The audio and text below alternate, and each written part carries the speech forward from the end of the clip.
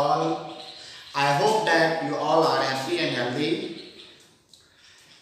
आज हम आप लोगों के बीच इंग्लिश ग्रामर क्लास लेकर के आए हैं। क्लास स्टार्ट करने से पहले कुछ पिछले क्लास के बारे में याद दिलाएं आप लोगों को। इससे पिछले क्लास में आप लोग पार्ट्स ऑफ स्पीच पढ़े होंगे। पार्ट्स ऑफ स्पीच के जितने भी प्रकार थे, 8 प्रकार बताए थे, उसमें से फर्स्ट जो था नॉन, उसके बारे में हम आप लोगों को जानकारी दिए थे और बताए थे कि उसकी तैयारी करके आप लोग रखेंगे जिससे आगे पढ़ने में सहूलियत हो। तो मैं आशा करता हूं कि आप लोग तैयारी किए होंगे, अच्छे से तैयारी किए होंगे, जिससे आगे पढ़ने में, आगे जानकारी लेने में आप लोगों को सहूलियत होगी। आज हम आप लोगों के बीच क्लास लेकर के आए हैं प्रोनाउन का। प्रोनाउन यानी सर्वनाम।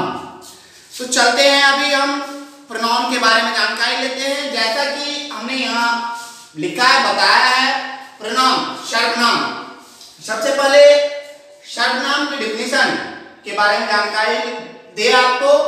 प्रोनाउन यानी सर्वनाम। A pronoun stand for a noun. Second definition है उसी का, प्रोनाउन का ही। A pronoun is a word used instead of a noun. यानी उसका ये अर्थ है कि प्रोनाउन वह शब्द है जो किसी नाउन के बदले में प्रयुक्त होता है। यानी नाउन के बदले में जो यूज होता है उसे क्या कहते हैं? प्रोनाउन कहते हैं। जैसे यहाँ कुछ एग्जाम्पल दिए हुए हैं। एग्जाम्पल में आप फर्स्ट लाइन को गौर से देखेंगे, फिर उसके बाद सेकेंड लाइन भी हम लिखे हैं कुछ, उसमें आपको क्लियर होगा कि किसके बदले में क्या प्रयुक्त हुआ है। जैसे यहाँ हमने लिखा है राम इज माई फ्रेंड। पुनः फिर यहाँ जुड़ा है Ram reads in my class. Ram is absent today. उसी का सेम जो लाइन लिखे हैं ऊपर, उसका नीचे हम एरो देकर के यहाँ लिखे हैं Ram is my friend, he reads in my class, he is absent today. यानी यहाँ ही जो है वो नाउन के बदले में, यानी बार बार जो राम का सर्च करते, राम जो लिखते, वो दिखने में सही नहीं होता, थोड़ा भद्दा लगता। तो यानी नाउन जो है, जो प्रोनाउन उसके बदले में यूज हुआ है, यहाँ प्रोनाउन ही, यहाँ भी देख रहे हैं ही। इसी प्रकार और ढेर सारा एग्जाम्पल है, आप लोग खुद से कोशिश करते हैं। काइंड्स ऑफ प्रोनाउन में यानी प्रोनाउन के कितने भेद हैं वो हम बताने जा रहे हैं। प्रोनाउन के 10 भेद हैं, 10 प्रकार हैं। तो अलग अलग 10 का हम पहले नाम जानेंगे, फिर नाम के बाद उसका अलग अलग डेफिनेशन जानेंगे। जैसा कि हमने यहाँ काइंड्स ऑफ प्रोनाउन में लिखे हैं। प्रथम जो है, फर्स्ट जो है पर्सनल प्रोनाउन, व्यक्तिवाचक सर्वनाम। सेकंड है पोएसिव प्रोनाउन, अधिकारवाचक सर्वनाम। थर्ड है रिफ्लेक्सिव प्रोनाउन, निजवाचक सर्वनाम। फोर्थ है एम्फेटिक प्रोनाउन, बलदायक सर्वनाम। फिफ्थ है डेमोन्स्ट्रेटिव प्रोनाउन, संकेतवाचक सर्वनाम। 6 है इंडेफिनिट प्रोनाउन, अनिश्चयवाचक सर्वनाम। 7 है डिस्ट्रीब्यूटिव प्रोनाउन, व्यष्टिवाचक सर्वनाम। अब 8 नंबर है रेसिप्रोकल प्रोनाउन, परस्पर बोधक सर्वनाम। 9 है रिलेटिव प्रोनाउन, संबंधवाचक सर्वनाम।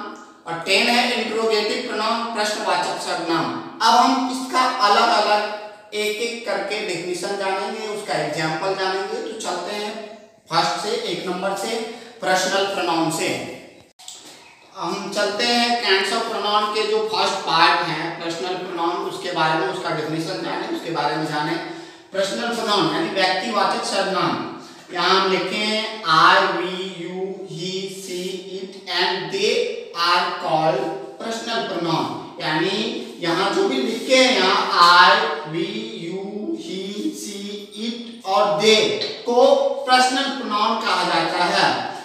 साथ साथ कुछ यहाँ नोट्स हम लिखे हैं, यहाँ बताएं, यहाँ पर्सनल प्रोनाउन के रूप में केस वाइज बदलते हैं, जिन्हें हम सारणी में समझे। अब हम सारणी बनाने जा रहे हैं, उसको हम सारणी में पर्सनल प्रोनाउन को हम समझेंगे, जानकारी लेंगे।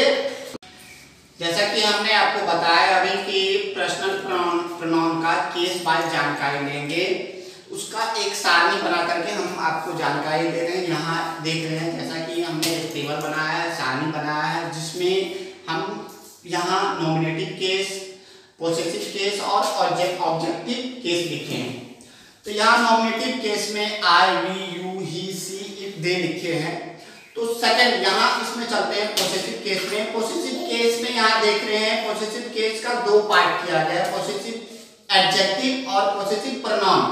तो यहाँ हमने इसका नॉमिनेटिव केस का पॉसेसिव केस में जाने पे आई का माय होता है और यहाँ जस्ट पॉसेसिव केस एडजेक्टिव में ये हुआ है माय और पॉसेसिव केस प्रोनाउन में ये माय का मीन होता है और जस्ट उसके बाद ऑब्जेक्टिव केस में चलते हैं उसका जस्ट क्या होता है मी होता है। इसी प्रकार इस सारणी को आप लोग देखेंगे सीखेंगे और यहाँ आप लोग सोचते होंगे कि केस कहते किसे हैं।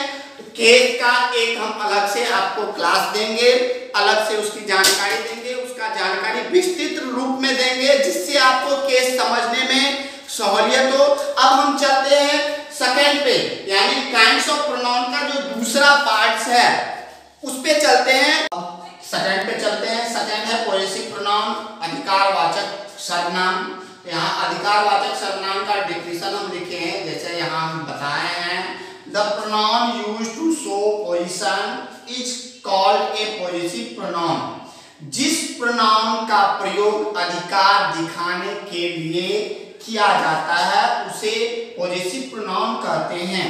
जैसा कि कुछ एग्जाम्पल हम यहाँ लिखे हैं, जैसा यहाँ मैं सर्वप्रथम लिखे हैं mine, ours, yours, hers, his and theirs.